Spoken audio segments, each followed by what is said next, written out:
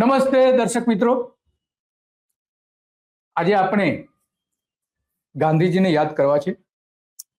બહુ ઓછા દિવસો છે કે જે આપણે ગાંધીજીને હંમેશના માટે યાદ કરતા હોઈએ. બહુ ઓછા દિવસો આવે છે. એ પૈકીનો એક દિવસ છે જે આપણા વચ્ચે ગાંધી નતા રહ્યા. એ સમયે શું થયું હતું, ગાંધીજીની હત્યા કેમ થઈ હતી, એની પાછળ કોણ કોણ હતા, એ બધી જ બાબતો ઉપર આજે આપણે વાત કરવી છે. વાત એટલા માટે કરવી પડે છે કે ગાંધી અને ગાંધીના વિચારો લોકોમાંથી ન રહે, લોકો જે અસલી વિચારો જે છે એ ન રહે, અને વાસ્તવમાં જે કેટલાક જે વિરોધી વિચારધારા ધરાવનારાઓ એ પોતાના વિચારો એમાં પ્રસ્થાપિત કરવા માટે ગાંધી અંગેની જાત જાતની ભાતભાતની ખોટી માહિતીઓ લોકો સુધી પહોંચાડી રહ્યા છે. તો સત્ય શું છે, ગાંધીજીનું જીવન, ગાંધીજીની હત્યા અને ત્યાર પછી જે કેટલાક ગોડસેવાદીઓ જે છે એ અત્યારે શું કરી રહ્યા છે, બધી જ આપણે વાત કરવાની છે હેમંતભાઈ સાથે. હેમંતભાઈ શાહ કે જે ઘણી જગ્યાએ આ અંગેના કાર્યક્રમો પણ આપી ચૂક્યા છે અને એમણે પુસ્તક પણ લખ્યું છે ગાંધીજી ઉપરનું. તો એ બધી જ આપણે વાત કરવાના છે કે વાસ્તવમાં શું ચાલી રહ્યું છે, અગાઉ શું થયું હતું, ગાંધી કોણ, જે અત્યારની યુવા પેઢી બહુ જાણતી નથી, એ પણ આપણે વાત કરશે. હેમંતભાઈ, તમારું સ્વાગત છે ધ ગુજરાત રિપોર્ટમાં. નમસ્કાર દોસ્તો, 1 મિનિટનો તમારો સમય લેવા માંગુ છું. આપણે આગળ વધીએ કાર્યક્રમમાં એના પહેલા એક અપીલ કરવા માંગુ છું કે ધ ગુજરાત રિપોર્ટ એ સ્વતંત્ર પત્રકારત્વ કરતું સમાચાર માધ્યમ છે. અમે કોઈ પણ રાજકીય પક્ષનો એજન્ડા કે કોઈ વ્યક્તિ કે સંસ્થાનો એજન્ડા લઈને ચાલતા પત્રકારો નથી, અથવા સંસ્થા પણ એ પ્રકારની નથી. અમે પ્રો પીપલ અને રાજ્યના નાગરિકોના પ્રશ્નો માટે એમને વાચા આપવા માટે કામ કરતી સંસ્થા છીએ, અને એના માટે અમારે એક આર્થિક સહયોગની જરૂર છે, જેના માટે અમે જોઈનનું બટન આપણા યુટ્યુબ પ્લેટફોર્મ માટે અમે બનાવેલું છે. આપ સૌને એક વિનંતી છે કે અમારા આ સ્વતંત્ર પત્રકારત્વને આર્થિક સહયોગ આપવા માટે એ જોઈનનું બટન દબાવો અને અમને આર્થિક મદદ આપના તરફથી શક્ય હોય એટલી પહોંચાડવાનો પ્રયાસ કરશો તો અમને આનંદ થશે. Thank you very much. હવે આપણે આગળનો કાર્યક્રમ જે છે એ જોઈએ. તો હેમંતભાઈ, તમે ગાંધીને બહુ યાદ કરો છો અને ઘણા સુરતથી લઈને ઘણા બધા કાર્યક્રમો પણ તમે કરેલા છે, વિરોધની વચ્ચે પણ કરેલા છે. તમે નક્કી કરો ને વોલ એના માટેનું જે સ્થળ બદલવું પડે અથવા ન પણ રાખી શકે, એવા બધા ઘણા બધા તમને અનુભવો થયા છે. તો આમાં થોડું આપણે દર્શકોને હેમંતભાઈએ જણાવવું છે કે ગાંધી કોણ હતા, અત્યારે શા માટે એની જરૂર છે, અને ગાંધીજીની હત્યા કેમ થઈ હતી, અને તમે જે પુસ્તક લખેલું છે એ શું છે, એની થોડી વાત કરશો?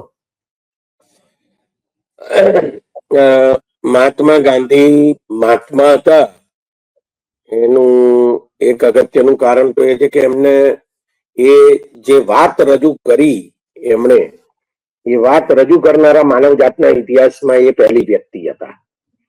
એમણે કઈ વાત રજૂ કરી? તો એમણે જે વાત રજૂ કરી એ હતી કે સત્ય, અહિંસા, પ્રેમ, કરુણા, દયા, આ બધું જે વ્યક્તિગત આકારના મૂલ્યો છે એ સામાજિક, આર્થિક, રાજકીય અને સાંસ્કૃતિક પરિવર્તનના પણ મૂલ્યો છે. આવું કહેનાર અને એને માટે પ્રયત્ન કરનાર માણસ જાતના ઇતિહાસમાં એ પહેલા માણસ હતા. અને એટલા માટે એ મહાત્મા કેવડાવડા એટલા માટે કહેવાયા કે એ કહેનારા પણ બહુ મોટા માણસો હતા. રવિન્દ્રનાથ ટાગોર એમને મહાત્મા કહે એટલે કેટલી મોટી વાત છે. એટલે મહાત્મા થયા એનું કારણ આ છે કે સત્ય અને અહિંસા એ એમના જીવન મંત્રો રહ્યા, અને એને આધારે એમણે જીવવાનો, વ્યક્તિગત રીતે સુધારવાનો પ્રયત્ન કર્યો એમ નહીં, પણ ભારતની એ જમાનાની જે રાજકીય પરિસ્થિતિ હતી ગુલામીની, એમાંથી ભારતને બહાર કાઢવા માટે પણ એમણે જે પ્રયત્ન કર્યો એ સત્ય અને અહિંસાને આધારે કર્યો, અને એટલા માટે એ મહાન છે એવું કહેવાય. એક વાત એ પણ મહત્વની છે કે આલ્બર્ટ આઇન્સ્ટાઈન જેવા માણસે કે જે 20મી સદીના પ્રથમ પંક્તિના વૈજ્ઞાનિક કહેવાય અને હંમેશા માટે આઇન્સ્ટાઈનનું નામ અમર રહેશે. એ આઇન્સ્ટાઈને મહાત્મા ગાંધી જયારે 70 વર્ષના થયા ત્યારે એમણે જે વાત કરેલી એ વાતમાં એવું કહેલું કે ભવિષ્યની પેઢીઓ પણ એ માનવાને માટે તૈયાર નહીં થાય કે હાડ માંસનો બનેલો આવો માણસ પૃથ્વી ઉપર વિચર્યો હશે. એ શું બતાવે છે? એ એમ બતાવે છે કે આઇન્સ્ટાઈન જેવા મહાન માણસ પણ મહાત્માને આટલા બધા મહાન ગણતા ત્યારે તે આવું બોલે. એટલે આપણે ભલે મોહનદાસ કરમચંદ ગાંધીને બહુ ગણતા ના હોઈએ પણ દુનિયા બહુ ગણાય છે. દુનિયાના 80 કરતા વધારે દેશોમાં રસ્તાઓ ઉપર મહાત્મા ગાંધીના પુતળા છે. એ કેમ છે? એનો અર્થ એ થાય છે કે મહાત્મા ગાંધી એ અન્યાય સામેના પ્રતિકારનું પ્રતીક છે. અને એ પ્રતિકાર પણ કેવો? અહિંસક પ્રતિકાર. એટલે અન્યાય સામે અહિંસક પ્રતિકાર કરતા માણસ જાતને શીખવનાર આ પહેલો માણસ છે. ગાંધી સફળ થયા એવું નથી, પણ મુદ્દો એ છે કે આવો પ્રયોગ કરનારો પણ એ પહેલો માણસ છે અને એટલા માટે એ મહાન છે. આવા મહાન માણસની નથુરામ ગોડસેએ હત્યા કરી.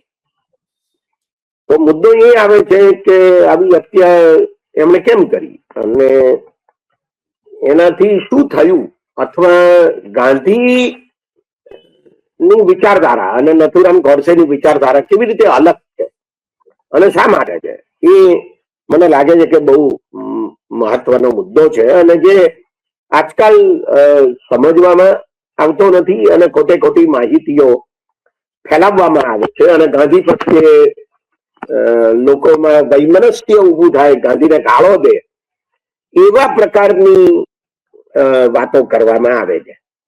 તો આપણે જરા જોઈએ કે ગોડસે શું હતા અને ગાંધી શું હતા. એટલે મેં તમને કહ્યું એમ કે મૂળ મુદ્દો તો વિચારધારાનો હતો. બહુ મહત્વની બાબત છે. સામાન્ય રીતે એવી એક બાબત કહેવામાં આવે છે કે મહાત્મા ગાંધીએ પાકિસ્તાનને 55 કરોડ રૂપિયા આપવાને માટે દબાણ કર્યું જવાહરલાલ નહેરુ પર અને નહેરુએ એ 55 કરોડ રૂપિયા પાકિસ્તાનને આપી દીધા. આવી એક વાત કહેવામાં આવે છે. આ તદ્દન ખોટું છે. દબાણ કરવા માટે આવે છે. યસ, હા, દબાણ કરવા માટે એમ કે મહાત્મા ગાંધીએ ઉપવાસ કર્યા પાછા એવું પણ કહેવામાં. હવે આ વાત ગાંધીના ઉપવાસને અને આ 55 કરોડ રૂપિયાને કશી લેવા દેવા નથી. પહેલો અગત્યનો મુદ્દો તો એ કે પાકિસ્તાનને 55 કરોડ રૂપિયા આપણે આપવાના જ હતા. માત્ર 55 કરોડ નહીં, 75 કરોડ રૂપિયા આપવાના હતા. કારણ કે દેશ આઝાદ થયો એ પછી લગભગ 8-10 મહિના સુધી પાકિસ્તાનની અને આપણી રિઝર્વ બેંક એક જ હતી અને તે રિઝર્વ બેંક ઓફ ઇન્ડિયા. એટલે રિઝર્વ બેંક ઓફ ઇન્ડિયામાં જે 435 કરોડ રૂપિયા પડ્યા હતા એ જે રકમ હતી એ ભારત અને પાકિસ્તાન વચ્ચે વહેંચવાની હતી.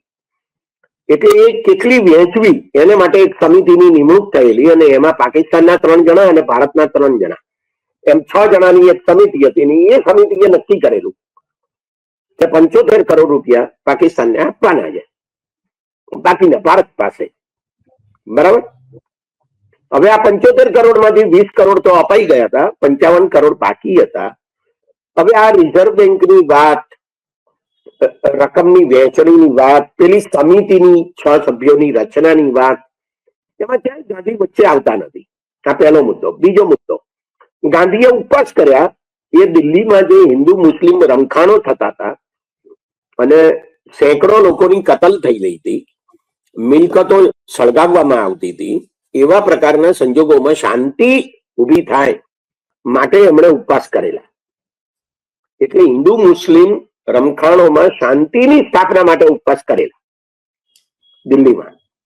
એને અને 55 કરોડ રૂપિયાને કશી લેવા દેવા નથી. ઉપવાસ કરવાની જયારે જાહેરાત થાય છે ત્યારે પણ ગાંધી 55 કરોડ રૂપિયાનો કશો ઉલ્લેખ કરતા નથી. ઉપવાસ દરમિયાન પણ ₹55 કરોડ કોઈ ઉલ્લેખ થયો નથી. અને ઉપવાસ પતી ગયા એને માટે જે કારણ આપવામાં આવ્યું એમાં પણ ₹55 કરોડ કોઈ ઉલ્લેખ થયો નથી. બરાબર. તો આ ₹55 કરોડ મામલો એને અને ગાંધીને કશી લેવા દેવા છે જ નહીં. એટલે નથુરામ ગોડસે હત્યા કર્યા પછી અદાલતમાં જે નિવેદન આપ્યું ને એમાં ₹55 કરોડ ઉલ્લેખ કર્યો એ તો એક બહાનું છે અને તદ્દન જુઠ્ઠી છે. નથુરામ ગોડસેને છે ને જુઠ્ઠું બોલવાની બહુ આદત હતી. આ નથુરામ ગોડસે કેટલા જુઠ્ઠાના વાપર્યા છે એના 2-3 ઉદાહરણો હું તમને કહું. ધીરેન્દ્ર ઝાનું પુસ્તક છે અંગ્રેજીમાં, એનો મેં ગુજરાતી અનુવાદ કર્યો. બરાબર. ગોડસે, ગાંધીનો હત્યારો ગોડસે, એક મનોવૈજ્ઞાનિક વિશ્લેષણ.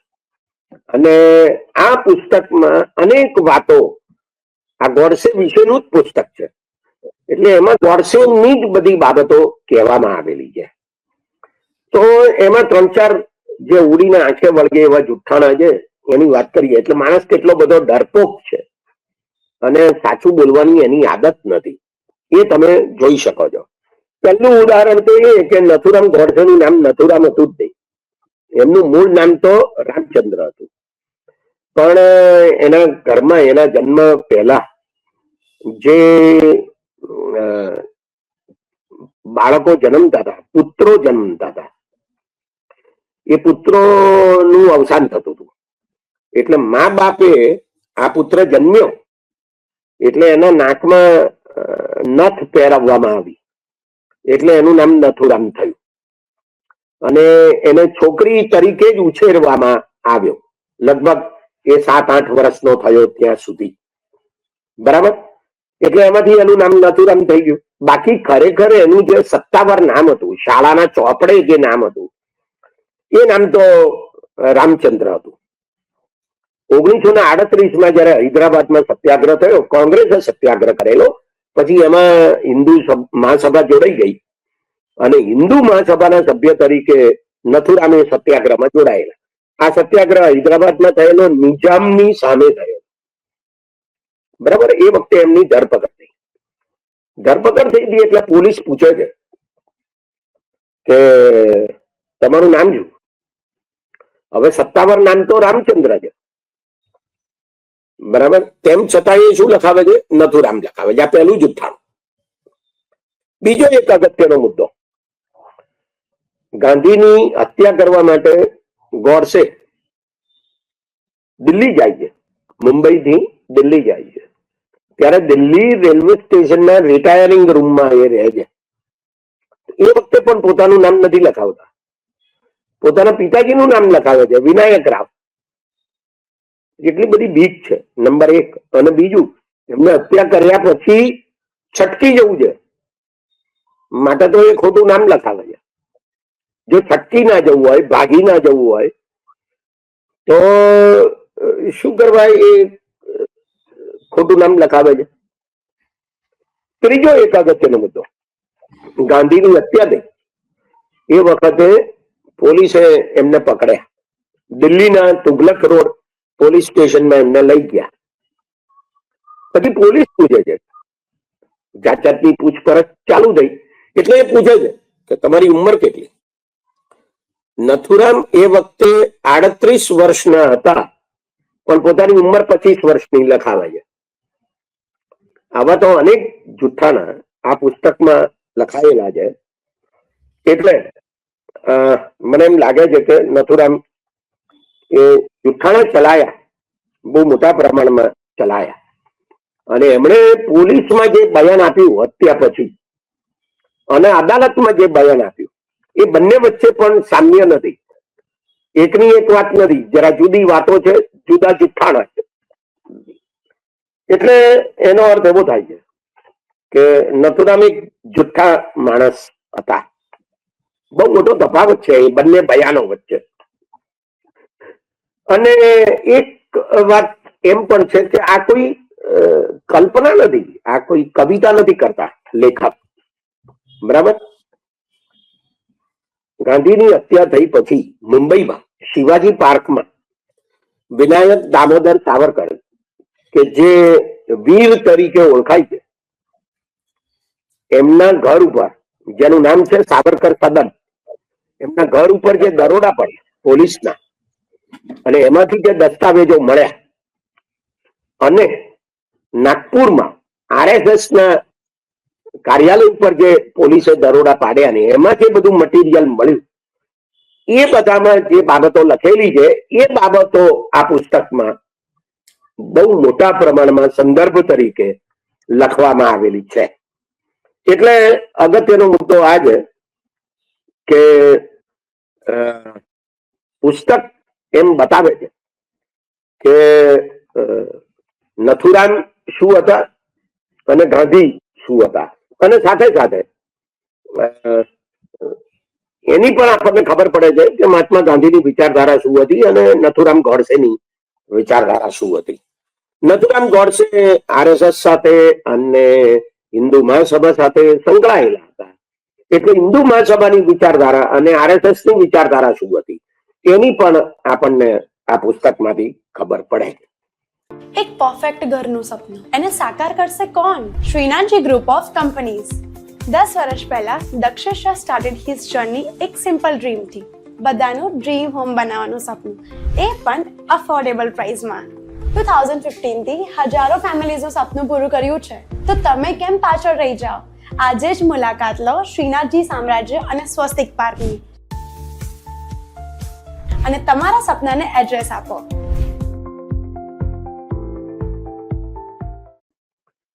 યસ, મારો જે મહત્વનો મુદ્દો છે તે વિચારધારાનો છે કે શું વિચારધારા હતી. તો આપણે, મને લાગે છે કે વિચારધારા વિશે ખાસ વાત કરવી જોઈએ. એનું કારણ એ છે કે અત્યારે જે હવા ચાલી છે, જે પ્રચાર ચાલ્યો છે, એ પ્રચારમાં આપણને સતત એમ કહેવામાં આવી રહ્યું છે કે દેશના ભાગલા માટે ગાંધી જવાબદાર હતા, કોંગ્રેસ જવાબદાર હતી, નહેરુ જવાબદાર હતા. પછી જયારે એવું બોલવામાં આવે છે કે નહેરુ જવાબદાર હતા અને કોંગ્રેસ જવાબદાર હતા, તો પાછું એવું બોલવામાં આવે છે કે એમાં સરદાર તો જવાબદાર હતા જ નહીં. સરદારનું નામ લેવામાં જ નથી આવતું. સરદાર ગૃહપ્રધાન હતા, બરાબર, પણ બહુ સિફતપૂર્વક આ ભાગલાની વાતમાં સરદારને ક્યાંય વચ્ચે લાવવામાં નથી આવતા. જે આ ગોડસેવાદીઓ છે અથવા ગોડસે પ્રેમીઓ છે એ સરદારને સિફતપૂર્વક એમાંથી બાજુ પર ખસેડી દે છે, કારણ કે સરદારનું બહુ મોટું પૂતળું એમણે બનાવ્યું છે ને એટલા માટે. હવે સરદારને વચ્ચે લઈ આવે ભાગલાના સંદર્ભમાં તો કેવી મુસીબત ઉભી થાય, આપણે યાદ રાખવાની જરૂર છે. અને આ પુસ્તકમાં પણ અને બીજા ઘણા બધા પુસ્તકોમાં લખવામાં આવ્યું છે કે કોંગ્રેસ દેશના ભાગલા માટે સંમત થતી નહોતી. છેલ્લી ઘડીએ કોંગ્રેસે હા પાડી દેશના ભાગલા માટે. તો એ હા પાડી એ કોંગ્રેસની કારોબારી હતી. એ જે મીટિંગમાં આ હા પાડવામાં આવે છે, એ મીટિંગમાં સરદાર પટેલ હાજર છે અને જે ઠરાવ પસાર થાય છે એ ઠરાવ તો કોંગ્રેસની સમિતિના બધા લોકો એને સર્વાનુમતે પસાર કરે છે કે આ ભાઈ હવે દેશના ભાગલા પાડો અને આપણે આઝાદી મેળવો. કારણ કે આઝાદી મેળવવાનું દેશના ભાગલા સિવાય શક્ય બનતું નહોતું એ વખતે. એટલે આ વાત મને લાગે છે કે બહુ મહત્વની છે. યસ, આપ કંઈ કહેવા માંગતા હતા. બરાબર. તો આમાં હેમંતભાઈ, જે આ તમે પુસ્તકની ઘણી બધી વાત કરી, તમે એનો અનુવાદ કર્યું, તો આ પુસ્તકનો અનુવાદ કરવાનો વિચાર કેમ આવ્યો તમને? શું કારણ એનું? કારણ કે આ પુસ્તકનો અનુવાદ કરીને તમે ગુજરાતની ખરેખર બહુ મોટી સેવા કરી છે, ગુજરાતી ભાષાની ખરેખર મોટી સેવા કરી છે, કે જે સત્ય બહાર લાયા છે. તો આ પુસ્તક લખવા પાછળનું કારણ શું, અને એ લખવા માટે તમારે કેવો સંઘર્ષ કરવો પડ્યો? આ પુસ્તક ધીરેન્દ્ર ઝા નામના એક પત્રકારે લખ્યું છે. દિલ્હીમાં એ રહે છે અને બહુ જાણીતા પત્રકાર છે ભારતના. એમણે આ પુસ્તક લખ્યું છે અને એમાં બહુ મોટા સંદર્ભો આપવામાં આવે છે. 310 પાનાનું આ પુસ્તક છે, બરાબર. અને આ જે પુસ્તક છે એમાં 18 પ્રકરણ છે, 2 ભાગ છે પુસ્તકના. એમાં 18 પ્રકરણ છે અને એમાં 641 જેટલા તો સંદર્ભો આપ્યા છે. એટલે આ વાત ક્યાંથી લીધી તો એમાં નંબર આપીને એની ફૂટનોટ આપવામાં આવી છે નીચે પુસ્તકમાં, એ જ પાના ઉપર. એનો અર્થ એવો થયો 310 પાનામાં 641 જેટલા સંદર્ભો હોય તો એનો અર્થ થયો ને કે પાને પાને આ સંદર્ભો છે. તો આ રાષ્ટ્રીય કક્ષાના, રાજ્ય કક્ષાના અનેક દફતર સંગ્રહો એટલે આર્કાઇવ, એનો એ જમાનાના અખબારોનો, ઘણા બધા પુસ્તકો અને સામયિકોનો સંદર્ભમાં આપવામાં આવ્યો છે. એટલે દસ્તાવેજી પુરાવાઓ સાથે ગોડસેની વાત આ પુસ્તકમાં કરવામાં આવી છે. આ કઈ માનસિક રીતે કલ્પના કરીને આ પુસ્તક લખી નાખ્યું છે એવું નથી. મને આ પુસ્તકનો અનુવાદ કરવાનો વિચાર આવ્યો. એનું એક અગત્યનું કારણ એ છે કે આમાં નથુરામ ગોડસે વિશેની હકીકતો તો મળે જ છે કે કેવા જુઠ્ઠા હતા, એમની વિચારધારા શું હતી, એમણે કેમ ગાંધીની હત્યા કરી, એ બધી વાતો તો આપણને મળે જ છે. પણ અગત્યનો મુદ્દો એ છે કે એ જે વાતો છે તે વાતો અત્યારે જે ગાંધી, કોંગ્રેસ, નહેરુ વિશે જે જુઠ્ઠો પ્રચાર ચાલી રહ્યો છે એનો જવાબ આ પુસ્તકમાંથી મળે છે. ઓકે એટલા માટે મને આ વિચાર આવ્યો કે આપણે આનો અનુવાદ કરીએ અને ગુજરાતી વાચકો સમક્ષ આપણે આ મૂકીએ તો ગુજરાતી વાચકો ને ખબર પડે કે ખરેખર આમાં શું છે. અને આમ જુઓ તો એ પબ્લિશ કરવાનું કામ, એને પુસ્તક છાપવાનું કામ, પ્રકાશિત કરવાનું કામ તો કલ્પવૃક્ષ પ્રકાશન દ્વારા કરવામાં આવ્યું. એના જે માલિક છે, પ્રકાશક છે, તે છે કેયુર કોટક. એટલે એ મારા વિદ્યાર્થી છે પાછા. એટલે એમણે મને કહ્યું કે સાહેબ આ પુસ્તકનો આપણે અનુવાદ કરીએ. મેં કીધું હા, આ પુસ્તક બહુ સારું છે, મેં જોયેલું છે, વાંચેલું છે, આ થાય તો બહુ સારું. એટલે એ રીતે આ પુસ્તકનો અનુવાદ કરવાનું કામ મેં કર્યું. ખાસી મહેનતનું આ કામ છે. લગભગ 2 મહિના એને ટ્રાન્સલેટ કરતા થયા છે. એટલે ઘણું મોટું કામ છે આ. પણ આ પુસ્તક એ રીતે ગાંધી વિશેના સત્યને અને ગોડસે વિશેના સત્યને એ ઉજાગર કરે છે. જી હા, તો એમાં એ સમયની જે વિચારધારા હતી, આરએસએસ અને જે પોલિટિકલ એમની જે વિચારધારા હતી ત્યારની અને અત્યારની શું સામ્ય છે ને શું ફેરફાર થયા છે ને અત્યારની સરકાર એના માટે શું કરી રહી છે? તમે ઘણું બધું ઓબ્ઝર્વ કર્યું, ઘણું બધું લખો પણ છો તમે. જો ગાંધીની હત્યા નથુરામ ગોડસે કરીને એની 4 બાબતો આ પુસ્તકમાં લખવામાં આવી છે. મેં એને 4 બાબતો તરીકે જોઈ છે. પહેલી વાત તો એ હતી કે આ નથુરામ ગોડસેની હિન્દુ રાષ્ટ્રની જે વિચારધારા હતી, અથવા આપણે એવું પણ કહી શકીએ કે હિન્દુ રાષ્ટ્ર નામનો એક સંપ્રદાય ઉભો થયેલો અને એમાં એની દીક્ષા થયેલી. આ સંપ્રદાયમાં કોણ હતું? વિનાયક દામોદર સાવરકર અને આરએસએસ ની સ્થાપના કરનારા ઘણા બધા. એમાંના એક મુખ્ય જે જણાવાય છે તે કેશવ બલિરામ હેડગેવાર. એ ગુજરી ગયા પછી જે બીજા સરસંઘ ચાલક આવ્યા તે માધવ સદાશિવ ગોલવલકર, કે જેને આરએસએસ ના માણસો ગુરુજી તરીકે ઓળખે છે. તો આ સાવરકર અને ગોલવલકર, આ બેની વિચારધારા એ ગોડસેની વિચારધારા હતી. એટલે નથુરામ ગોડસે એમની હત્યા કરી એનું એક અગત્યનું કારણ આ છે કે સાવરકર અને ગોલવલકર બંને અંગ્રેજો આ દેશમાંથી જાય અને દેશ આઝાદ થાય પછી ભારતમાં બ્રાહ્મણોનું પેશવા રાજ સ્થાપવાના સપના જોતા હતા. બરાબર? એમણે દેશના આઝાદીના સંગ્રામમાં ભાગ લીધો નહોતો. એટલું જ નહીં, એ 2 જણાએ તેઓ ભાગ ના લે, આરએસએસ ના સ્વયંસેવકો અને બીજાઓ ભાગ ના લે આઝાદીના સંગ્રામમાં, અંગ્રેજો સામે લડે ને, એને માટે પ્રયત્નો પણ કરેલા, એને માટે આદેશો પણ આપેલા. બરાબર? એટલે એમની જે વિચારધારા હતી એ વિચારધારા આ હતી કે અંગ્રેજો જાય પછી પેશવા રાજ જોઈએ છે, બ્રાહ્મણોનું રાજ જોઈએ છે, જરા જુદી રીતે કહીએ તો મનુસ્મૃતિનું રાજ જોઈએ છે કે જેમાં 4 વર્ણો છે અને એ વર્ણો વચ્ચે ભેદભાવ છે, બ્રાહ્મણ, ક્ષત્રિય, વૈશ્ય અને શૂદ્ર. અને આ બ્રાહ્મણ રાજ જોઈએ છે, પેશવા રાજ જોઈએ છે. એનો અર્થ એવો હતો કે એમાં ધર્મને નામે બ્રાહ્મણોની ગુલામી ઊભી કરવી, આ વિચારધારા. ગાંધીની વિચારધારા જુદી હતી. ગાંધી ઈચ્છતા હતા કે દરેક માણસને આઝાદી મળે, ધર્મનિરપેક્ષ ભારત ઉભું થાય, લોકશાહી ભારત ઉભું થાય. તો લોકશાહી પણ ઈચ્છતા નહોતા સાવરકર કે ગોલવલકર. આ એક મહત્વનો મુદ્દો છે. અને ગોડસે આ હિન્દુ રાષ્ટ્રના સંપ્રદાયમાં દીક્ષા પામેલા હતા. બીજો એક અગત્યનો મુદ્દો કે આનો અર્થ એવો થાય છે પેશવા રાજ એટલે શું? રાજાશાહી. એટલે હિન્દુ ધર્મની રાજાશાહી ઊભી કરવી, આ બીજો મુદ્દો છે. એટલે એમાં ગોડસે એમ માનતા હતા કે ભારતમાં રાજાશાહી આવે, હિન્દુ ધર્મને નામે આવે, હિન્દુ સંસ્કૃતિને નામે આવે.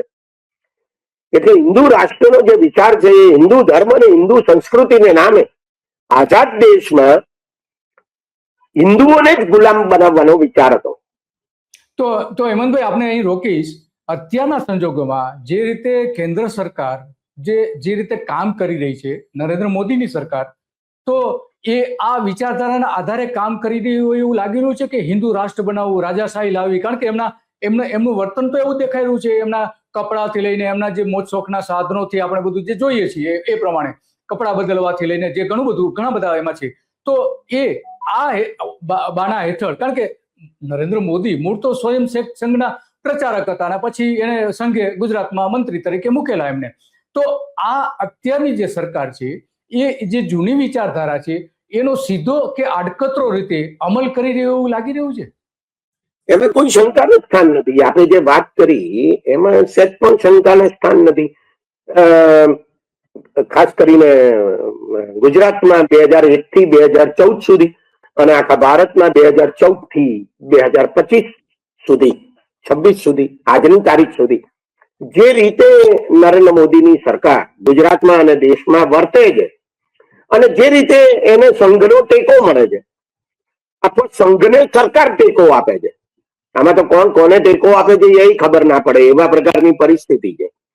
એવા પ્રકારના સંજોગોમાં આપણને બહુ સ્પષ્ટપણે દેખાય છે કે હિન્દુ રાષ્ટ્રની સ્થાપના કરવા માટે અત્યારે કામ થઈ રહ્યું છે અને એમાં હિન્દુઓને ગુલામ બનાવવાના છે. આ વાત નક્કી છે. એમને લોકશાહી જોઈતી જ નથી. આમાં કોઈ શંકાને સ્થાન નથી. સંઘને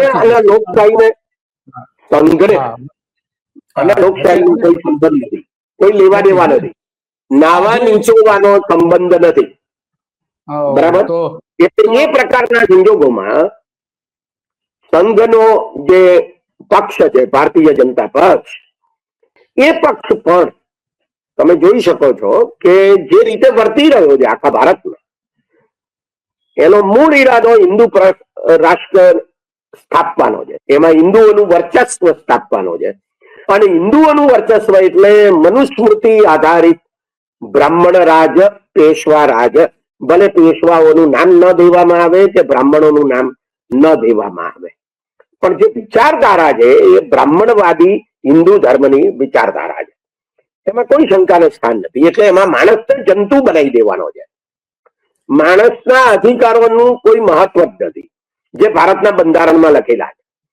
ગાંધી શું કહેતા હતા? ગાંધી એમ કહેતા હતા, એ ગાંધીએ જે પુસ્તક લખ્યું 1909 જેનું નામ છે હિન્દ સ્વરાજ, બહુ નાનકડું, આપણી હથેળી જેવડું નાનકડું પુસ્તક છે. બરાબર? એ પુસ્તકમાં ગાંધીએ એક જગ્યાએ લખેલું છે કે મુખ્ય વાત જણે જણે સ્વરાજ ભોગવવાની છે. એનો અર્થ એવો થાય છે કે ગાંધીને માટે હિન્દનું સ્વરાજ, ભારતનું સ્વરાજ, ભારતની આઝાદી એ તો એક સાધન હતું. બરાબર? એ શું ઈચ્છતા હતા? માણસ આઝાદ બને. સંઘ એવું ઈચ્છતો જ નથી કે માણસ આઝાદ બને. એ આપણને હંમેશા એવું કયા જ કરે છે.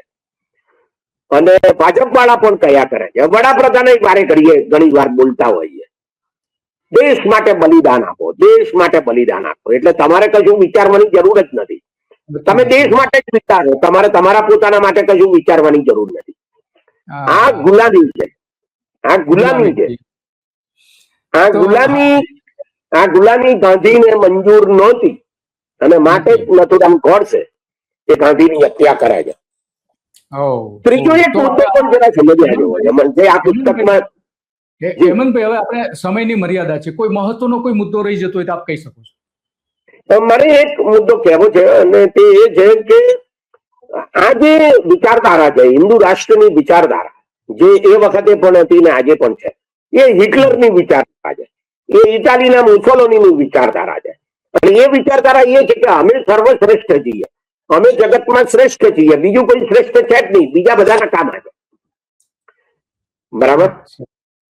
આ જે વિચારધારા છે એમાંથી પછી જો બીજા નકામા હોય તો બીજાએ અમારા હાથ નીચે રહેવાનું છે, એમને કોઈ અધિકારો ના હોય. આવી વિચારધારા મને એવું લાગે છે કે એમાં મૂળભૂત રીતે કામ કરે છે.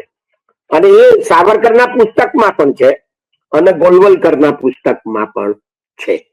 એટલે આ કારણો સરજ નથુરામ ગોડસે ગાંધીની હત્યા કરી હતી એમ આપણે ચોક્કસ કહી શકીએ. ઓકે, બરાબર છે.